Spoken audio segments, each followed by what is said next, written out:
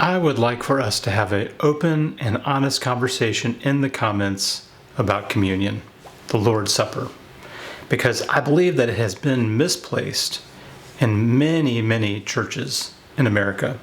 And even for those who continue to participate in communion on a weekly basis, we can still miss the mark in certain ways. And so I want to mention 5 things where I think we need to pay close attention when it comes to the place of communion and the assembly of God's people in our worship Sunday. The first thing is when we look at the scriptures, especially the book of Acts, we see that communion was the central act of worship. It literally was the reason they came together. You see that in Acts 2:42, that they devoted themselves to the apostles' teaching, to fellowship, to the breaking of bread, and to the prayers. This is why they came together. Yes, there is teaching. Yes, there is praying, but communion is making its way in there. It gets a little bit more specific, a little more strong in Acts 20, verse 7, where it says, "On the first day of the week, we came together to break bread. Paul spoke to the people, and because he intended to leave the next day, kept on talking until midnight. We met together on the first day of the week for communion."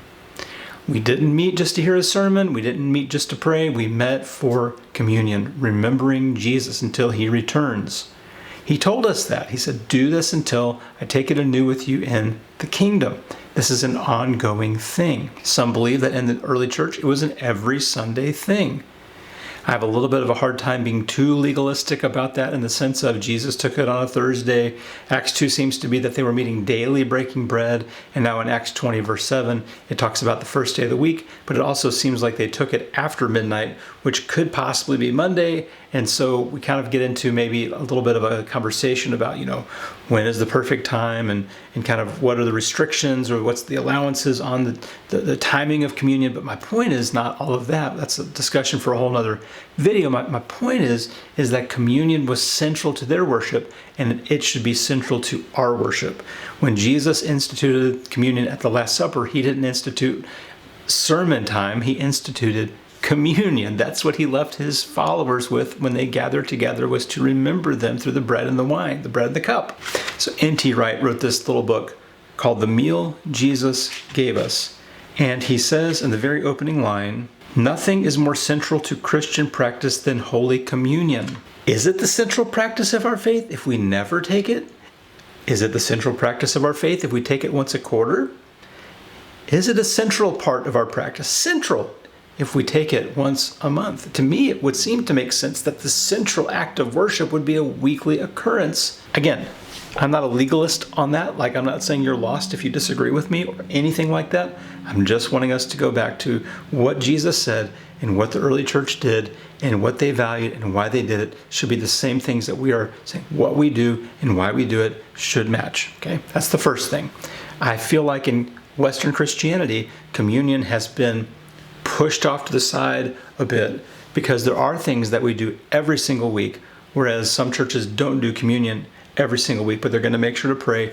They're going to make sure to get that collection. You're going to have to make sure you get that money, and you're definitely going to get a sermon because you've been paying that guy to study during the week, and you want to hear what he's got to say. The second thing here is that we value what we give time to, and we give a lot of time to the sermon.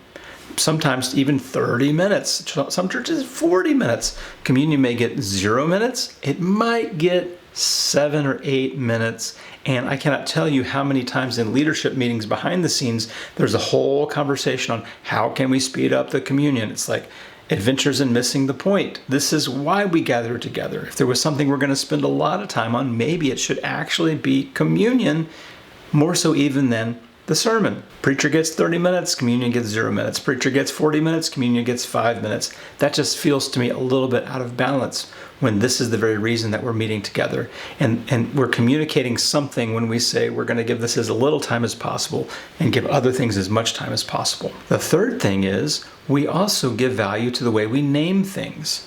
And think about what we named the room on Sunday. Some people call it the sanctuary. It's like the holy room. And we're like, well, it's holy people, not holy spaces necessarily. And so some of us don't really adopt the sanctuary language. Other people call it the auditorium.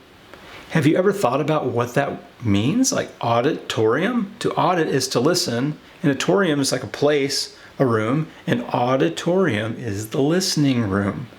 Not the fellowship room, not the dining room, not the eating room. It is the listening room. And that implies that someone's going to be up front speaking, everyone else is going to be listening. This is the place where most people listen, not where most people participate. I have a problem with that. I have a very semantic problem with calling it the auditorium because I think it lends itself to passivity and to making something else the center of the Christian worship, which is sit as quietly as possible, don't talk to anybody, just even in communion, just reflect on the Lord, just you and the Lord, and that's it. That misses a pretty important aspect of communion, which is this is table fellowship. We'll talk more about that in number 5. And the whole just being quiet and listen thing doesn't really sound an awful lot like 1 Corinthians 14, where they're being so participatory, so boisterous that Paul has to kind of rein them in a little bit. Y'all are participating on top of each other. You need to kind of chill a little bit, calm down, and kind of go one at a time. You're just so eager to participate.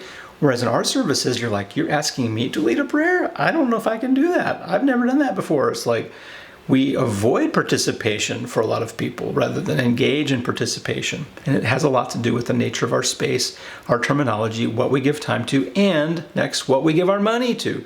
Because we typically don't pay people to lead communion. Communion is the volunteer role where someone who is getting paid nothing gets up there to lead communion.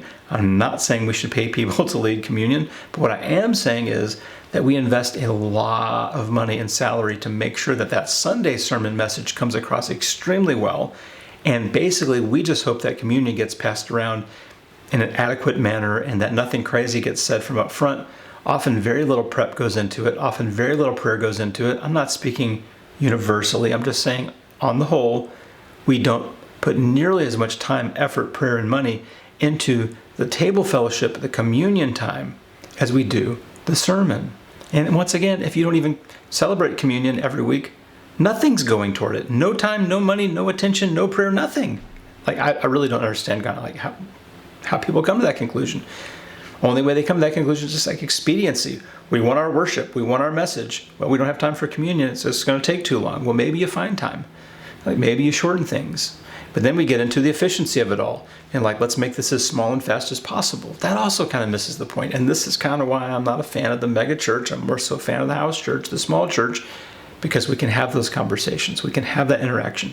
We can have those participatory moments with each other. So 5th, I'm going to point you to a book by John Mark Hicks called Come to the Table. It's a wonderful book, and he makes this amazing point that I had never thought about until I read his book in the opening of the very first chapter, Communion as Divine Intent. He starts like this, chapter 1, or actually, introduction of the book, he starts like this. God never intended an altar that we planned for it. Instead, God intended a table to enjoy the communion of his people. While the altar epitomizes the atoning work of God in forgiving sin, the table epitomizes the experience of communion. The altar, the cross of Jesus Christ, was a means to an end. It was the penultimate act of God in order to bring about through atonement the ultimate intent of God, which is communion. The altar was an act of self-humiliation for the sake of the table. The altar, in terms of its goal, serves the table. The altar, by its atoning work, enables the table. Atonement secures communion. The cross grounds the table. What he's saying is that we can get so focused on the cross. There's one right over here on the wall.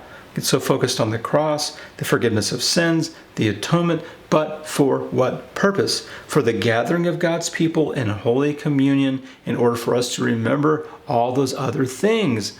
This is our central act of worship. This is what the cross brought us to. It brought us to assembly. It brought us to gathering. It brought us to faith in gathering together to commune, to remember him, to take this until he comes again and he takes it with us anew in the kingdom.